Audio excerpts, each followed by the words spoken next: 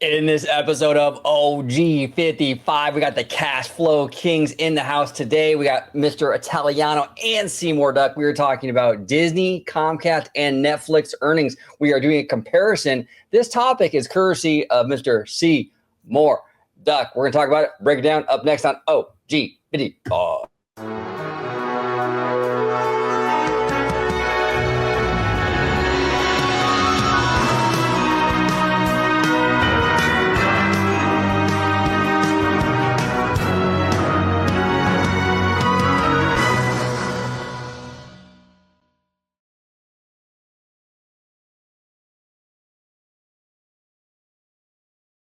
Welcome aboard, everybody, to another episode of OG55. Today, we're talking all about Disney, Comcast, and Netflix earnings. We're going to do a little compare and contrast.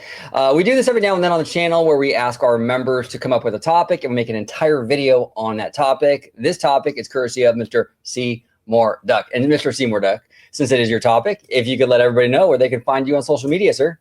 Hello. Glad to be here. And yeah, you can find me at Mr. Seymour Duck on X, or just find all my social media links at mrduck.social. There he is. And we got Ryan and Fiscal from the from the Cash Flow Kings in the house. Ryan, I will start with you if you want to let everybody at home know where they can find you and what you guys do over there at Cash Flow Kings. Yeah, just find us on Cash Flow Kings on YouTube. I mean, we need money, I'll be honest, like very badly. We're burning away money every month now. It's not going good. So, transparency, something we believe in here at the Cash Flow Kings. I don't know. Just go subscribe to our channel. I don't know. At Cash Flow Kings.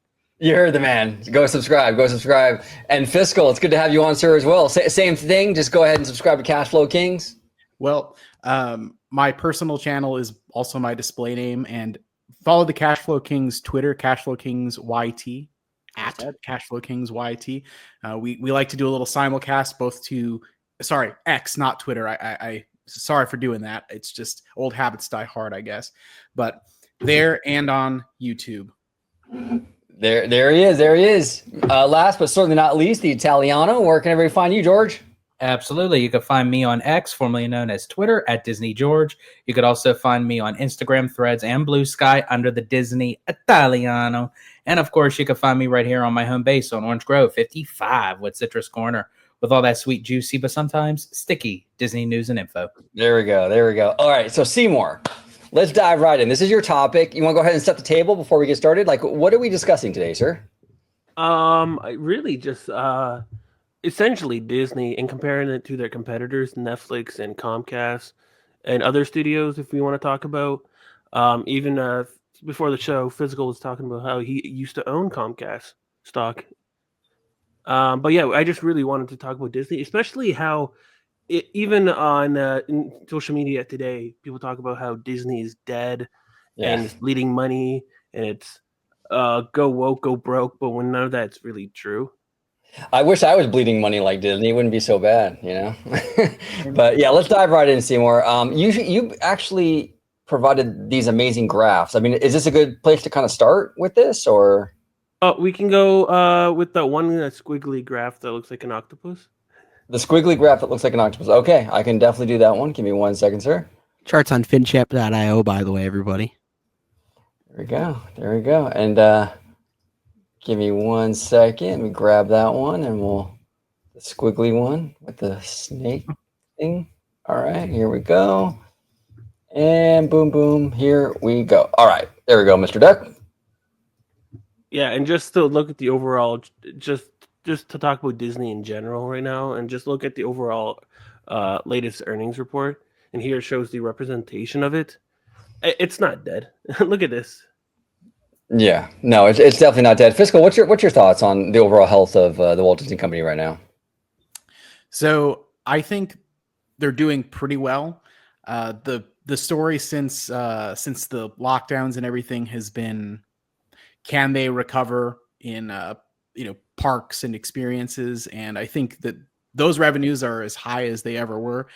And the other part of the story is, of course, the operating margins and operating cash flow. Can they get back to a healthy level? And I think what we've seen is that they are trending in that direction since that time. So I think they still have more work to do, but it's going in the right direction for sure. Absolutely, absolutely. And this stuff, yeah, you're absolutely correct on that. There's definitely some challenges still, areas of improvement, but like this stuff isn't usually a straight line. It usually does kind of ebb and flow. And yeah, you're right. It's trending absolutely in the right direction. Ryan, what are your thoughts on that, brother? So I've owned the stock since right like during C19. I've bought it at 185. I've bought it at 85. You know, there's a wide variety where I've like owned the stock, and there was a time not that long ago where I was like seriously considering kind of just dumping Disney at a pretty big loss. But 2024 was a giant year for them, just to kind of show that they could become free cash flow positive again and kind of redeem the, I guess, brand recognition that they once had. And I think they crushed out of the ballpark. And I'm more convicted now as a shareholder because that was like the final test for me to see if I was going to still own. Yeah, no, 100%. Yeah, 2023 was rough for them. Absolutely. That was a real rough year. And then they came out swinging in 2024. We had hits like what Inside Out 2, Yeah. Deadpool and Wolverine, Moana was at the end of that same year. So studio was doing really good. Park's doing really well.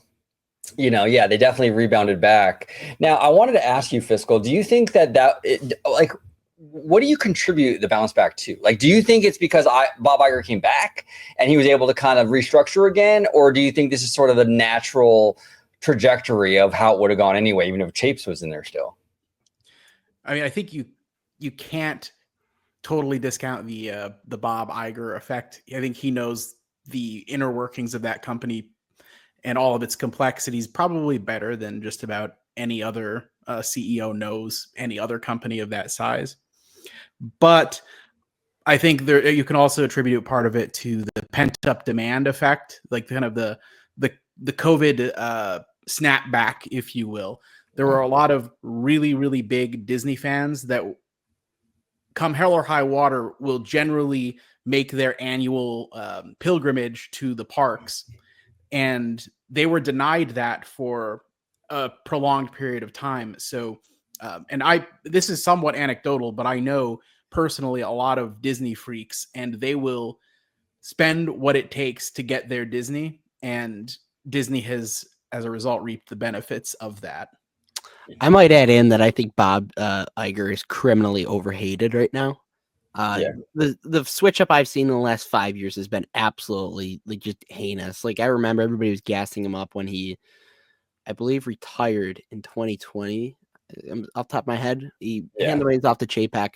Everybody was gassing him up. You know how he built the company from nothing. He built the catalog, and now it's just like the disrespect and the complete 180 has been absolutely heinous. Yeah, no, absolutely. I completely agree with you, Ryan. I completely agree with you. Like, he hasn't been perfect. I think like the handover to Chapek was sloppy, but this guy is one of the best CEOs in Hollywood. I mean, if not the best. What he did for Disney in that first tenure with buying Pixar and Marvel and Lucasfilm and all that. And yeah, he had his flaws, but he's massive. He comes back, he fixes Chapek's mess, and now we're back on the right track. So yeah, he's solid. It became a trend to kind of hate on Bob, and I think a lot of that has to do with as Seymour calls them, the kind of that grifter stuff on social media, where it's like you kind of put out there like Big Mouth's bad, and you kind of get a lot of clicks or views, and that was out there on social media, heavily monetized, through YouTube, all that stuff. So that kind of perpetuated the Bob Iger hate train, I think, a lot. But at the end of the day, yeah, I agree with you, way overhated. What say you, Mr. Italiano? What are your thoughts on the kind of the rebound so far from Disney and Bob Iger, all that good stuff? So I think like no matter how much, you cut it, like Bob can do tremendous things. We've seen him do tremendous things prior to COVID, during COVID, after COVID, so it's one of those things because it was during a time of how his decision making on leaving the company abruptly, putting Bob Chapek in the CEO position. And I feel like people just have a hard time of letting that go. And no matter how much that he can help the company and the numbers show it, it's like for them, it doesn't matter. It's like they're holding on to something that they just won't let go. And one of the main reasons is, again, speaking of like the Disney grifters and all that, when push came to shove and, content was needing to be made, and there's nothing more that you can really do, during the shutdowns and what have you, people tend to click on negativity. They click on drama. So it's like you have to kind of keep that in full swing, because a lot of them, that's their bread and butter. Yeah, no, there's a lot of money in it. I mean, it's easy money. It's kind of like low hanging fruit, right? You put a big mouse bad sort of thumbnail out there, it's going to get all the clicks. Absolutely. Now, Seymour, there's been a lot of comparisons. You're on X. I'm not on it. I'm not on it as much. I'm mostly in the DMs, but I mean, I think you follow closer to like the community and stuff, like in the financial community and stuff, and the Disney community and all that. And there's been a lot of comparisons, right, between this company and some of the other studios. You want to elaborate on that? We can kind of dive into those numbers. Yeah, which is why I wanted to do this video in the first place, because a lot of people are saying that Disney is a dead company, and yet when you compare their financials with Netflix, they're having better free cash flow, operating income, and yet you're paying a cheaper valuation for it. Right. Now you made this, I think was this your graph, Seymour, that you made this? Oh, no. Finchat.io. Oh, there. Oh, okay. That's what Ryan was mentioning earlier. Okay. Cool. So this is a great company. It makes investing so much easier just by reading those charts. Yeah, no, absolutely. So you want to go ahead and explain what we're looking at here? Total revenues for this is Disney, Netflix, and Comcast? Yeah. And the thing that I find fascinating is that people say nobody's spending money at Disney yet. Like before and then after COVID, it's been going up. Right. Yeah. Whereas, and then so is Netflix. But the biggest concern for Comcast is that their revenues are starting to go flat, and their biggest sector, they're losing customers in the broadband, which is why they went down like almost 13% on their day on their earnings, even though they beat earnings. The story now is that, future, their biggest cash flows might go down. Yeah. Yeah, with Comcast, that's a big concern. And also just the fact that they're also big into linear cable, which is that's a melting ice cube anyway you slice it. So that's part of the reason why I decided to simplify, because I used to be in Comcast and Paramount, and then when I started looking at Disney, I was like, wait a minute, why am I doing all three? And I've simplified to just be in Disney now. Yeah, Comcast is interesting because a lot of theme park fans celebrate Comcast, right? Because they're investing heavily in their parks right now, which is cool. I mean, that's awesome. They should be applauded for that. That's really, really cool. Epic Universe, they're doing a kid park in Texas, all kinds of stuff. But Seymour and I have been talking about how it's like kind of out of necessity, because their other stuff is kind of dying on the vein. Like you were saying, Fiscal, like melting ice cubes, I mean, if they don't kind of like offset that somehow, they're in a world of hurt. So I think the parks division, they see a lot of growth there, and I think they're right with that, absolutely. So they're trying to pump that up so it's a bigger part of the company to kind of offset these losses they're seeing with their broadband and all that stuff. Seymour, we've talked about that quite a bit, but you want to elaborate on that? Yeah, people are just moving into like 5G and other alternate things to view internet, to access internet or view content. Nobody buys cable anymore, right? They moved on. It's all about streaming, right? Netflix, or if you actually want like a cable-like experience, you get like Fubo or Hulu TV, or even YouTube TV, right? It's just, that's like their biggest. Like I said, their biggest cash flows, and if they're losing millions of subscribers on that, and that's going down, because you can see their revenues, right? That's where most of their money coming from. Unfortunately, I don't have a chart for the individual, but most of their money is coming from that. And if you look at their operating income too, they make the most money out of all three, yet they are the least valued out of all the companies, because of their future growth. They think it's going to stall because of that. Interesting. Ryan, what are your thoughts in regards to the comparison between the three companies, revenue-wise, all that? Yeah, I'm actually shocked of how low Netflix is, but I forget that Netflix doesn't have any parks or anything. Yeah, I think. I mean, Seymour kind of touched on it, but I'm happy that Fiscal got out of Paramount and Comcast. The melting ice cube thing, I think we can actually like relate it back to other holdings that we've kind of moved on from recently. Maybe Target tomorrow, Altria for sure. No, I think it's Comcast. I'm actually shocked of how much revenue they have in comparison to the both, but the internet makes sense. So yeah. Yeah. Well said.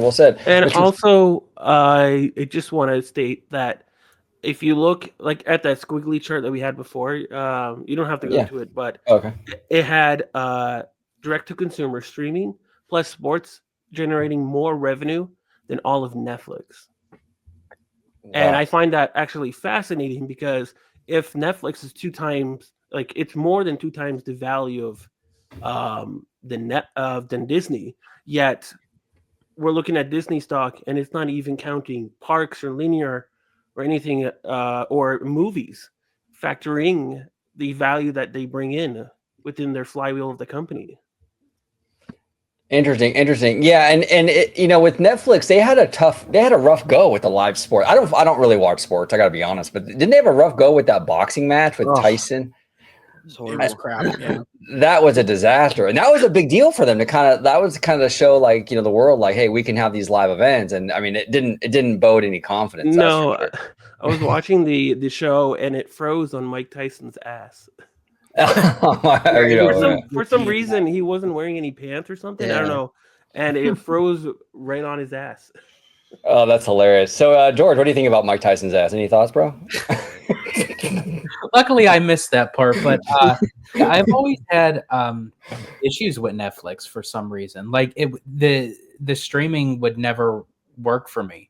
It would That's fair. constantly glitch. It would constantly, and I think honestly, when they try to do, live stuff like that boxing match, yeah, that was a disaster to say the least.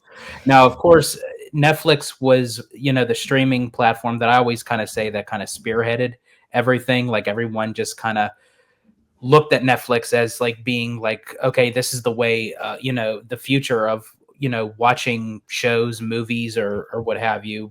But I think, yeah, as time went on, Netflix kind of fell to the wayside because, as you guys were all saying, with Disney and Comcast, they have other factors that go in, not just with streaming. And yeah, it's quite interesting of how people, are saying, of what Disney Plus, and it's like, oh, it lost 700,000 subscribers, it's doing poorly, and what have you. But like with the numbers, it's still trending up. I mean, Moana, the first Moana, is how many? I forget, like how many billions of minutes. Moana's a beast, bro. It's crazy. I mean, it's crazy, and it's like, again, they'll factor in something that could be negative, like saying, okay, losing 700,000 subscribers, but Right. that's all that they'll go on and say, okay, oh, so it's doomed, but they won't actually physically look at the numbers of it trending from one year to the next. Well, and this is a new business for them, a fairly new business, right? Like streaming for Disney's only been around for since 2019. Mhm. So considering how it's a pretty new market for them, the progress they've made in just 6 years is kind of remarkable, And once they merge that Hulu stuff, go ahead, Seymour. I think it's gonna be crazy. But go ahead, Seymour. Really quick, I just have to George. add in that at the time when Disney Plus, came on board, the pandemic was going on, the shutdowns and Disney Plus was like the go-to for everything. There's nothing more that you can do. The parks were closed on. Right. So it was fairly new. So when you look at those optic numbers of how big it was, because essentially that was Disney's revenue at that time. And then as the parks started reopening and people started getting out and doing stuff again, it started kind of, I don't want to say diminishing, but it just because of the amount of people that was watching Disney Plus, and subscribing. So when you go back and you look, okay, like from 2019 to 2021, oh, I mean, that was significant to now. Well, even now it leveled out. But if you're comparing to go back to 2020, there's really no comparison because there was nothing more that people could have done at that time. And that's the beauty of the Disney flywheel, is because that's why Disney's been around for so long, I think, is because you have all these divisions that kind of work together, right? So you were saying, George, to your point, we had the pandemic, right? You couldn't go to movie theaters and you couldn't go to the theme parks. So the only thing holding the whole company up really was Disney Plus at that time. And see, that's the beauty of how diversified Disney is with what they offer, you know? And now let's say if streaming kind of starts to stumble a little bit or whatever, now you have the parks that are open and thriving to kind of offset the streaming. These things kind of like, kind of buoy each other up and help each other out and mitigate damage. And that's why Disney is a very resilient company, as opposed to like a Netflix, which is really just in the streaming game. It's a little bit riskier. They don't really have theme parks or anything like that to kind of lean on if something happens, God forbid, So, it's pretty interesting. Now, Seymour, this is free cash flow, right? This is for Disney, Netflix, and Comcast. You want to go ahead and elaborate as to what we're looking at here? Yeah, this is their free cash flow. And what I wanted to emphasize on this is that, again, people are saying that Disney's not making money. In here, we're seeing Disney actually growing their free cash flow faster than Netflix. And I was actually debating with a YouTuber on X, Joseph Carlson, and his yes, and his followers were saying that it's fake news. I'm like, it's not fake news. They're making more free cash flow. Yeah, but their revenues are higher. Yes. And so their margins are smaller. Yes, but they're still growing them faster than Netflix.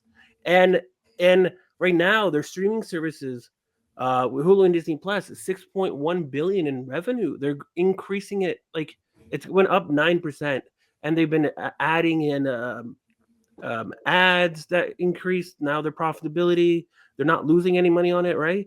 And the margins have been going up and up for that, and now it's profitable. And you're starting to see the results from going from 2021 at 2022 and now 2024, where like the margins have increased a lot. And this is why the whole episode is, because you're now seeing the actual numbers, not just some clickbait article saying that Disney is dead and like it's woke and go broke. Yet here, I don't see any of that. I see that they're doing far better than what they did in 2019. Right. Yeah. What are your thoughts on that, Ryan? What are your thoughts on the free cash flow, all that good stuff that Seymour mentioned? I'm surprised the free cash flow isn't larger in 2019, because the Disney free cash flow chart's pretty easy to memorize, and like they're just starting to come back to where they were, like, but their estimates are going to be, obviously they're going to start growing, I think, in 25 and 26 and beyond. But like, I want to go back to the Jake Paul Mike Tyson live event. Yeah. Jake Paul's profile picture right now on Instagram is still the loading thing, and like Netflix themselves has made their own, like they've like made their own jokes about it, which I just don't get. Like the fight was unwatchable. It wasn't. I was watching upstairs with like my family, and like it was so infuriating to try and watch it. It was just like, I don't think that's a good thing to be kind of taunting or I guess making fun of. It's probably not bullish. Another thing that I want to add in as well is that Netflix right now has Monday Night Raw with the WWE.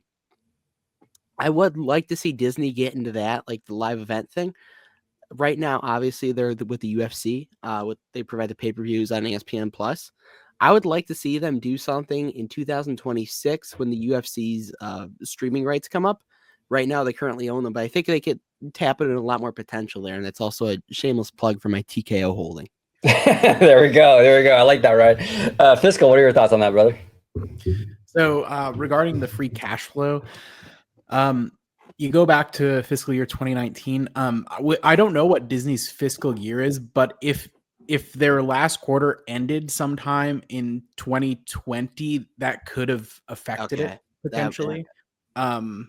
Yeah, and I think the Fox and everything they bought too. Oh yeah, and any capex they might have been doing. Like, I don't know how much it cost them to launch Disney Plus, for example, but all of that would go against their free cash flow. So great point. I think if we pulled up the chart of probably operating cash flow, it would be a little bit more true to what the business was actually doing. But yeah, I think it's pretty remarkable that Disney produces more free cash flow than Netflix, and over the last couple of years, it looks like they're they're growing it faster. And yet, how much cheaper is Disney than Netflix market cap wise? I'll do that due diligence right now. Yeah. I do have a chart of the market cap. Because Let me yeah, s- I don't 23 price to free cash flow for Disney. Yeah. Netflix is 65. So Yeah. And by the way, Disney Plus is only just starting to show the first little twinges of profitability. If they can really execute on Disney Plus, it's going to be a pretty incredible ride for us Disney shareholders, I think. Yeah. No, absolutely. What are your thoughts, George? I think it was kind of ironic that you know, Iger and Hughes, like, moving forward, they were always saying that there's going to be a specific time that Disney Plus was going to be profitable. It's not showing the numbers right now, and sure enough, at the time, you know, where it's starting to make its profits is exactly what they said it was going to happen. You know, Right. it's like in today's time with social media and everything, it's like people just with everything. It's almost like when a company, you know, makes a move to change, you know, some things. It's like, oh, we expect like instant change. We, you know, we want to see it like move right away. But I mean, even to this point, you know, the margins of how quickly Disney, you know, can move, and this is just like going up to 2024. I feel like, honestly, in time, it's just going to keep going to eventually, you know, it'll put Disney into, you know, the running of how like a seasoned streaming service is. Because again, Disney Plus compared to a lot of these is just a baby. Yeah, it is. It absolutely is. I want to ask you, Fiscal. I've talked to Seymour and George about this a lot, but what are your thoughts as a brand, right? With Disney, Disney's a family brand, and a lot of Disney fans, like the diehard Disney fans, they hate this idea of like adult content being put on Disney Plus, whether it's a Hulu tile with general entertainment or what have you. I've always said I thought it was a good idea. I think that you have to diversify. I know Michael Eisner, when he was CEO way back when, he even did that. He created Touchstone and Hollywood Pictures to kind of get into more adult stuff. I mean, if you're going to be a company, you have to have that. You can't just do family friendly stuff and survive.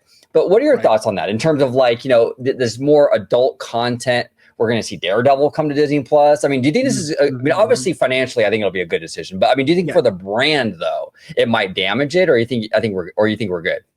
So my general inkling is that we're probably good. So personal Disney Plus experience, little boots on the ground due diligence here.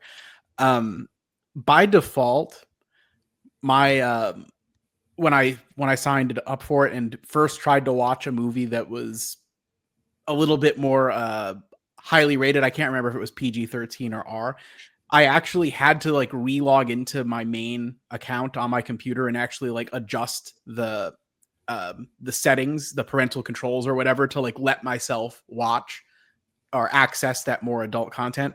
And it was set that way by default. So I think all in all, like, I think anybody that has those concerns, those should be probably assuaged. Maybe they don't advertise the fact that by default it's like set to sort of like family friendly mode. Maybe they should, but I think that they are doing a pretty good job of keeping the more family friendly stuff to the forefront and accessible. And you do have to kind of like do something. You have to dig around and click around to get access to the more risque type content. So yeah, I don't think that it's going to actually hurt the brand unless they start putting like Deadpool on the front page with no parental locks, you know, or anything in place. Right. right next to Alice in Wonderland, right? Just out there, you know. Yeah. What are your thoughts on that, Ryan? In terms of like the brand image stuff, I mean, is that a concern for you or not so much? I wouldn't say so. I think they're generally really known as kind of a family friendly company. Speaking from personal experience, I love rated R comedies, even PG-13s, but like I think Dodgeball is great. They have that on Disney Plus, but I'd like to see them add definitely a lot more like rated R stuff, which it sounds like they're going to be doing. But like naturally, you know, if it's a Friday night or something, I want to watch a rated R movie. I'm going to be opening Netflix. I'm going to be opening Peacock or something. I think if Disney can really kind of upgrade their catalog, I think it would be strong for kids, Gen Z, and I guess millennials to enjoy those type of like rated R comedies. Yeah, no, absolutely. And yeah, you bring up a great point, Ryan, where like Disney wants you to stay on their app. Like, cause I was the same way. Like I'm a huge Disney guy. I love Disney. If I want to watch my Swiss Family Robinson, you know, I go to Disney Plus. But I mean, you know, you do want that, like sometimes like you were saying, like that R-rated comedy or Super bad. Yeah, super bad or something, right? Exactly. That's a great movie, by the way. Fantastic movie. Actually, speaking of that, I think I have a little. I was gonna say, you'd have Yeah, to I'm drop- gonna get one for show. For show. I'm getting that for show. There we go, a little super bad drop. But yeah, if I ever wanted to watch anything adult, I'd have to go to Netflix, you know. So now, if they're going to do this more adult content through the parental controls, I don't have to do that. I can stay on a Disney app now and get that. So it's a smart move. It really is. What say you, George? Now you don't really. I mean, do you use these streaming services very often with Abby, or not so much? I still use it not as much as I used to, but I do love how it speaks to a bigger demographic when you add in Hulu and you have the rated PG-13, rated R kind of content, because it speaks to a bigger volume, and it allows more consumers to look at your product to say, hey, you know what, there is stuff on here that's to my liking. You know, I'll check it out, you know, because if you just stick with, I mean, yeah, Disney is always known for its family oriented entertainment, and that's the main focus. But then again, I always say it's Disney. Why is it always about the kids? Yeah, right, exactly.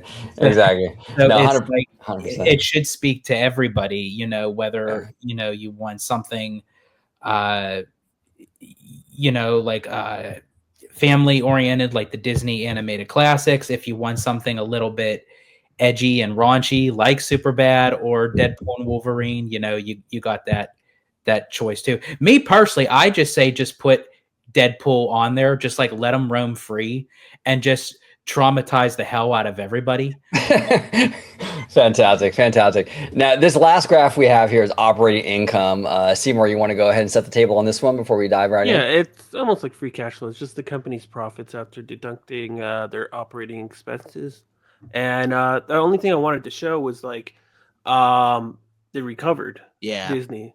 They came from 2019, and now in 2024, they're now recovered that significantly, right? So it's like, uh, again, you know, people say they're bleeding money, but are they? They're now back on track and making more money. And this time around, though, they have a big chunk of it coming from streaming.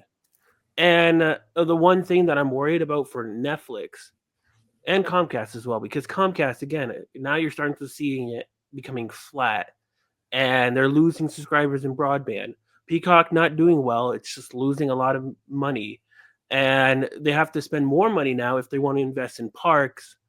You might see some slowdown in their profitability going forward, just like Disney did when they had to invest a lot of money in their streaming service.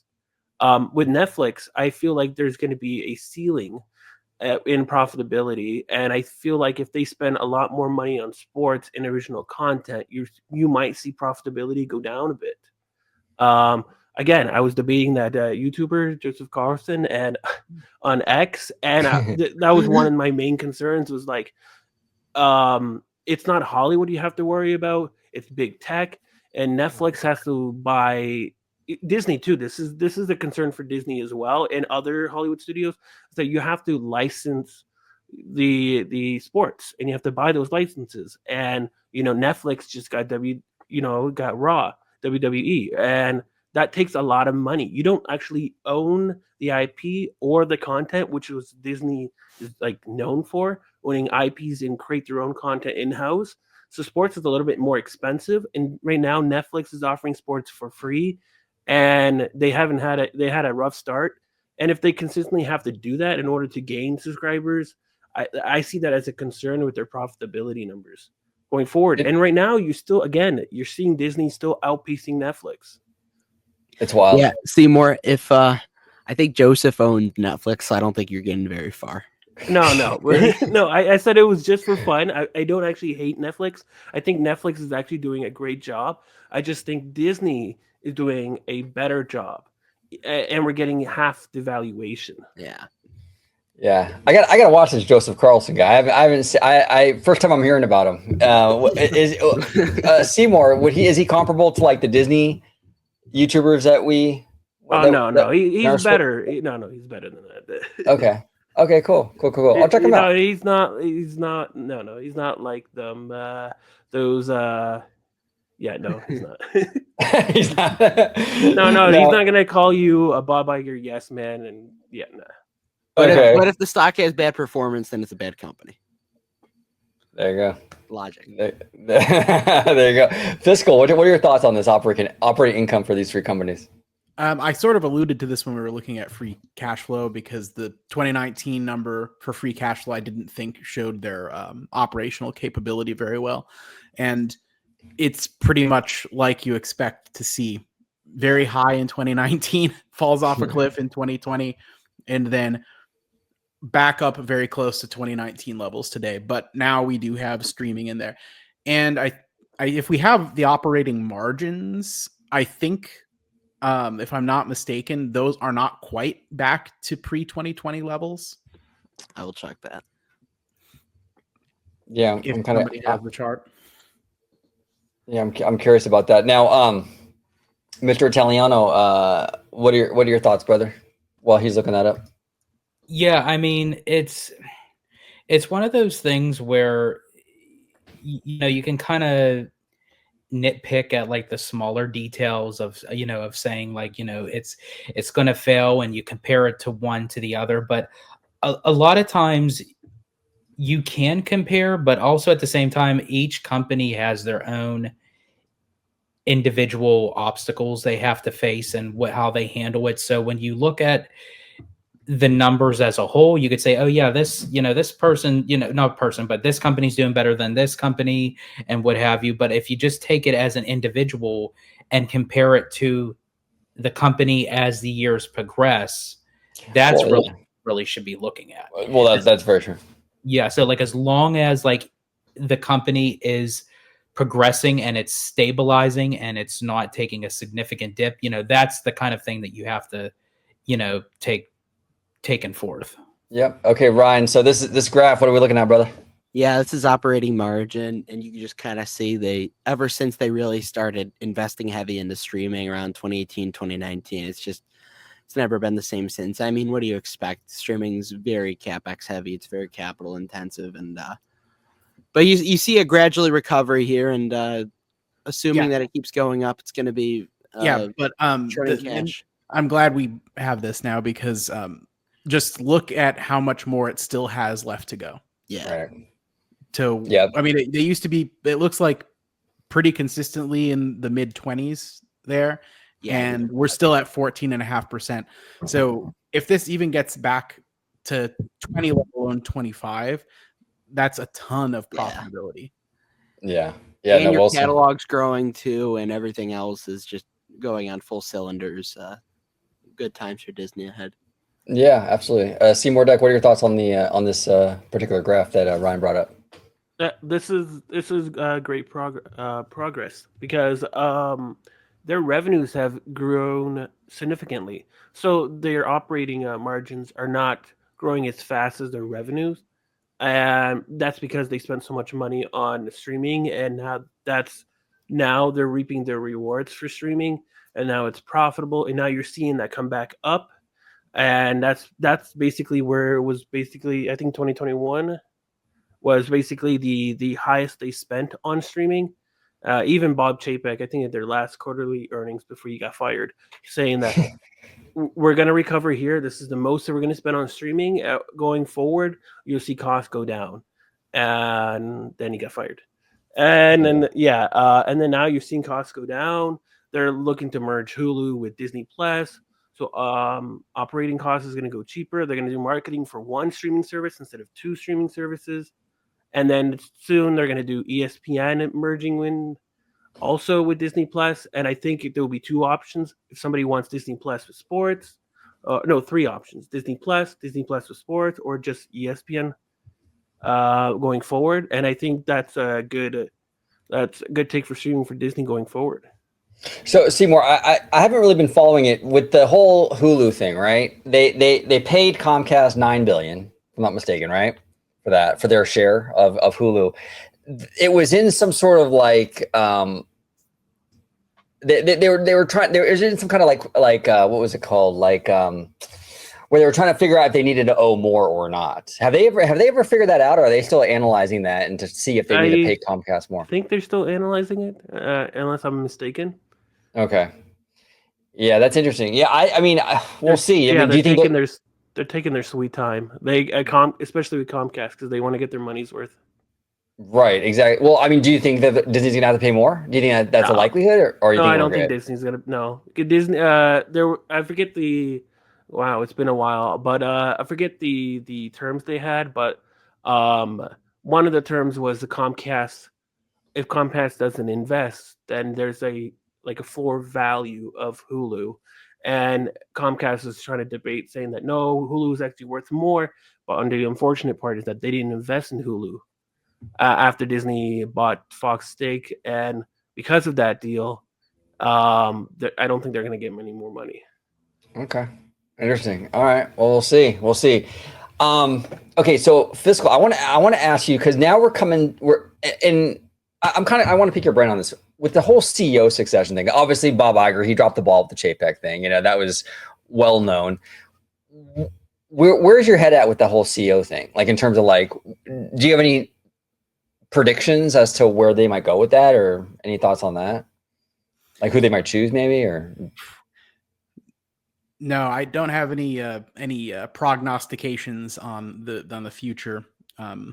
My only hope is that when that day comes, that it's a pick that sort of sets people's minds at ease, so that we don't have some kind of a big collapse in the stock price as a result. Yeah, I agree 100%. Yeah, I know that they're thinking about like a co-CEO situation. I know Netflix has a similar setup. I'll be honest, I don't love co-CEO situations. I think you need a supreme commander at the top who has like a specific vision for the company, and then everybody else works at executing on that vision. Yeah, so I don't know if I like that thing is knock on wood with Starbucks with Laxman, Narmashirin, and Howard Schultz. But if they're smart, they'll have some kind of we'll call it a headhunt going on well in advance of Iger leaving, so that it can be like a passing of the torch that doesn't seem haphazard. Right. Because we've seen some CEO departures that have been haphazard with some different companies, and it hasn't really turned out great in a lot of cases. Yeah. Now, Ryan, you were saying you're not a big fan of the co-CEO thing either. You want to elaborate on that? I just hope that but when the time comes that they're going to pass off the reins again, I just hope they're not in another transitional phase with the business, because I think that was a giant part of it. They brought Chapek in right when they were going all into streaming. Obviously, they couldn't predict the pandemic. They couldn't it's just they can't. They got to make sure that streaming's going on all cylinders. They got to make sure that it's a very efficient business. No crazy capital expenditure plans. Obviously, like a park or two doesn't really count for that, but just make sure the business is running on all cylinders. And Warren Buffett said something to the regards of, if you want to own a great business, it can be ran by a fool, or something like that. The point is that Disney's a great business, and that it was just a really bad decision last time they did it. So hopefully it's all efficient next time. Yeah. Hopefully hopefully this time around they're going to make sure that whoever goes in there is going to be, you know, the one. And you're right that it was that transitionary period with the pandemic, the changes that brought, and the streaming and all this stuff. And then that's when Chapek went in. So I mean, he wasn't a great CEO, and he did make a lot of his own messes for sure. But also there was, to be fair to him, yeah, there was a lot of external stuff that was kind of thrown on him.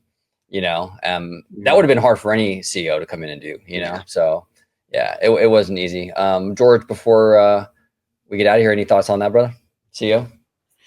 For me, I think a little bit differently. I wouldn't mind it being a dual CEO position, only because of, you know, seeing how the company did run with two, starting with Walt and his brother Roy, and then you had Eisner and Wells. Now, of course, Eisner had a lot of his own issues too, you know, moving, you know, out of CEO after Wells passed, and then he had his heart surgery and everything. But I felt like I feel like Disney is like a big enough company, as like a well-oiled machine, that it's very unique. It's very different. That sometimes you need that artistic creativity tied with a business person, so it kind of meshes well. I don't know if they'll actually go that route again. I would like for them to, but I don't think they will. But so far, I'm kind of leaning more towards it. It's going to be Dana Walden. That's what I'm thinking. I'm thinking Dana too. I don't know. I feel like, because I know that Bob Iger really liked her when they acquired Fox. She was like the one that he had his eye on.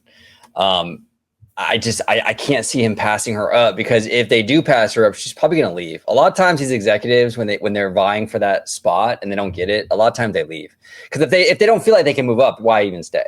So I don't think Disney's going to want to lose her. That's what happened to Kevin. He left the company, and then he became the CEO for TikTok for like 6 months. Yeah, exactly. Yeah. What's going on with that TikTok thing, by the way? Is it because now it's back, I guess, kind of, or no? Yeah, it was going to be banned, but then not, and then it was, and then not, I guess. Yeah. it's crazy. Yeah, now I'm seeing like Apple has it again, and like the Google Play Store and stuff. Like you can, I guess. I've never downloaded TikTok onto my phone, and I refuse. So, you know, who knows? But whatever it is, it won't affect me. I refuse to rot my brain with that thing. Buys Walgreens at 18 a share, but won't download TikTok. It's a sick world we live in. You know, fiscal. I'm with you, man. I got X, which I don't use that much anymore, but I still have it. I got X, Blue Sky, and obviously, like, you know, Instagram. But I never dipped into the TikTok thing. I don't know. Maybe I'm just too old for it or something. I don't know. I never got into it. I like more long form stuff, and the TikTok thing was always just kind of short little bites, you know? The thing that really freaks me out is I'm 37. I will meet people close to my own age who literally sit there doom scrolling low effort memes on TikTok for hours at a time. And I don't understand how that's like mentally stimulating enough for them, but they do. And they're not members of Mensa for the most part, so maybe it makes sense. I don't know. Yeah, George, you never got a TikTok, did you? Are you on TikTok? No. Okay. No, it's not my thing. I'm with all of you. Like, I feel like the more, you know, something like that is utilized, you tend to lose capacity for patience, in a sense, because again, it's like everything happens so fast, so quickly, that a lot of TikTokers, you know, you sit them in front of a movie and it's like they're fidgeting. They can't get through a whole movie because it's like it's longer than 15 seconds.